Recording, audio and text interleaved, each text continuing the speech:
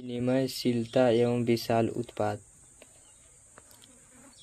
उत्पादन। विनिमयशीलता जब किसी उद्योग में औजार मशीन का विशाल मात्रा में उत्पादन किया जाता है तो विभिन्न फैक्ट्रियों द्वारा मशीन के अलग अलग भागों को बनाकर उन्हें मुख्य फैक्ट्रियों में असेंबल किया जाता है।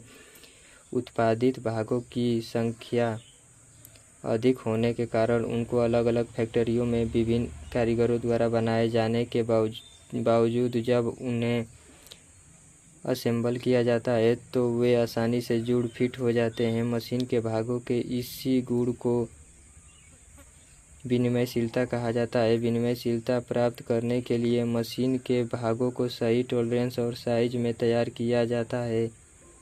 इसका मुख्य लाभ यह है कि जब किसी मशीन का कोई भी पार्ट खराब हो जाता है तो कंपनी से आसानी से वैसे ही पार्ट को बदलकर मशीन को चालू स्थिति में लाया जा सकता है।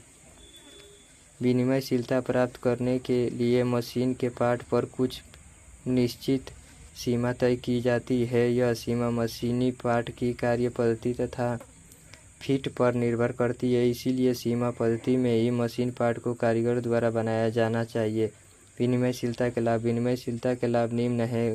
पहला, उत्पादन में वृद्धि। दूसरा, उत्पादित पार्ट की लागत कम हो जाती है। तीसरा, खराब पार्ट को आसानी से कभी भी बदला जा सकता है। चौथा, उपयोग में वृद्धि होती है। पांचवा, पार्ट की असेंबली में समय कम लगता है। छठवां, अपव्यय कम होता है। सातवां, एक ही पार्ट को कई जगह बनाया जा सकता है जिससे रोजगार में वृद्धि होती है।